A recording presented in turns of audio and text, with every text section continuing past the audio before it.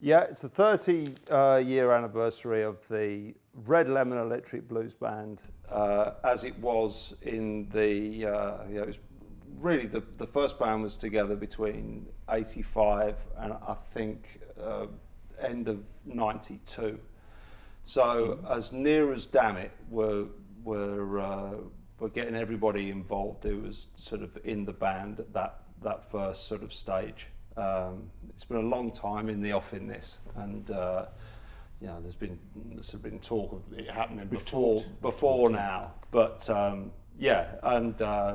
30th anniversary coincides not only with the first time the band played at the Stourbridge Town Hall, which was in '85. For Johnny Cox.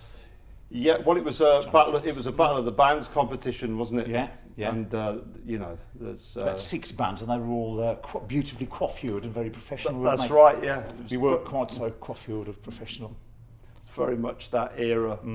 But but we were fortunate to win that competition.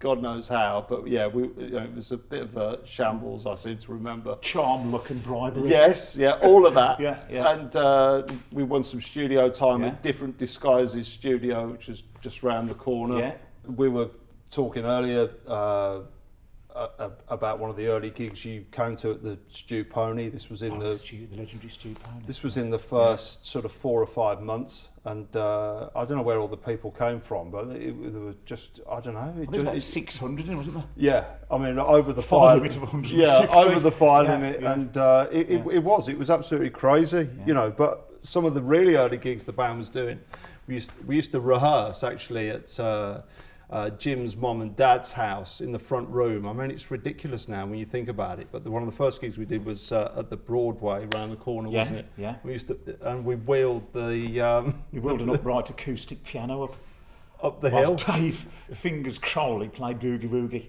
That's great, wasn't it? Yeah, absolutely great. Yeah. So it was, and it just sort of it took off from there. It's very, very, very quick. And then the band started playing, some of the well-known venues in the area. Most notably, I suppose, JB's. We went in on Thursday night, didn't we? We bought a bus load of supporters. That's right. Yeah. And then we got a regular sort of Sunday night slot. So that went on. But those nights were absolutely crazy. Yeah.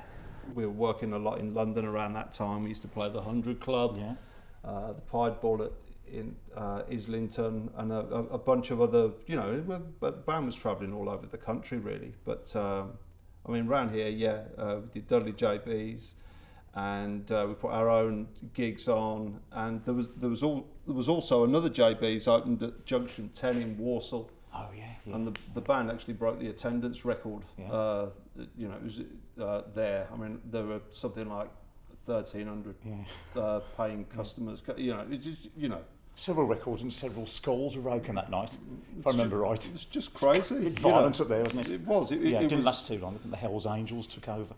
We actually started off as a 5-piece, very much based around. I mean, it was the world's smallest horn section. Yeah.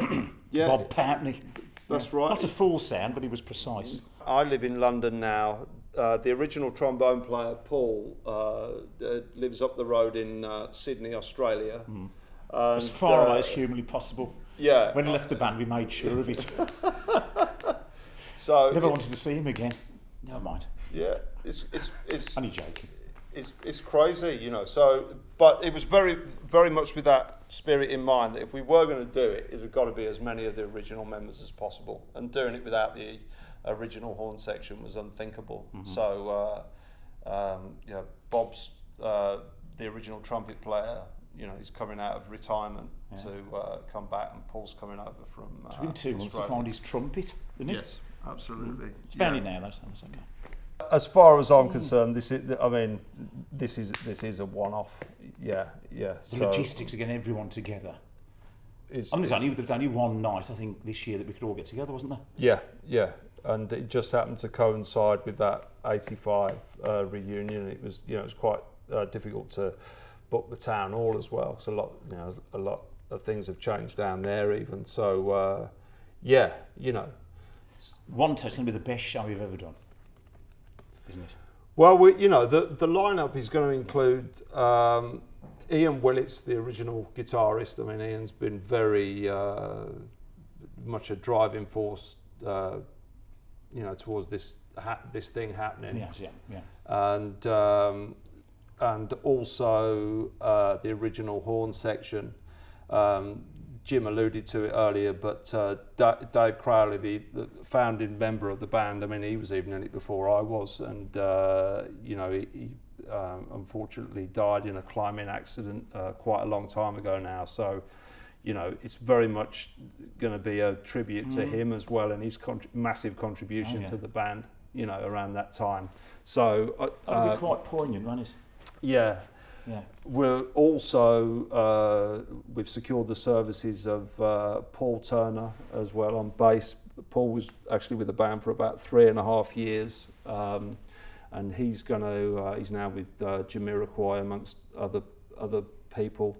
We're also getting back the original bass player. I mean, who I haven't actually seen for 25 years. Dave Green's going to come back and do some numbers with the band. So, I mean, it's as near as damn it, plus, a lot of special guests. Yeah.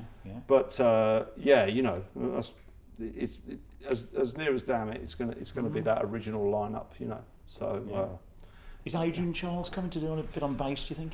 Our old friend Adrian Charles, media star, he was the first bass player. He's got about 3 strings on his bass.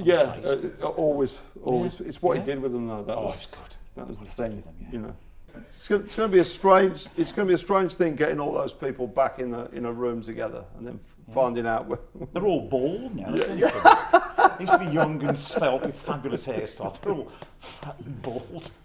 Well, that sold it. So, actually, no, Bob the trumpeter, in fact, isn't fat and bald. He's thin and bald. He's become an absolute sort of keep fit maniac, hasn't he? Does all an Iron Man and challenges. Triathlete. So his dancing should be absolutely inexhaustible. Yeah. Paul Robertson's lost his hair, but it suits him. Yeah. I thought his name was Pauline when we first. I said we've got this trombone player called Pauline coming down to audition. I saw him walk past the window and he got a lovely head of hair. And I was quite naive and single at the time. I said, he's mine. I said, she's mine. I was so disappointed when it turned out to be him. But we developed a special friendship. I think the 11th of September. 11th of September. Where can people get tickets from for this? Well, I haven't got the numbers to hand, but it's through the Midland box office or direct from the Wolverhampton Civic. All of these numbers are on the Red Lemon Electric Blues Band Facebook page. Yeah. I just don't happen to have the numbers here right now, but I'm sure this could be flashed on a screen in front of me. Boat race now, but or try on with a paper. Yeah. If anyone's got any great photos out there of the band from the heady days, if I'm going to put them on the Facebook page, that'd be great. Yeah, it really would. Comments, anything. Yeah. Preferably favourable, obviously. Yeah, as long as they're nice. But it should be fabulous too.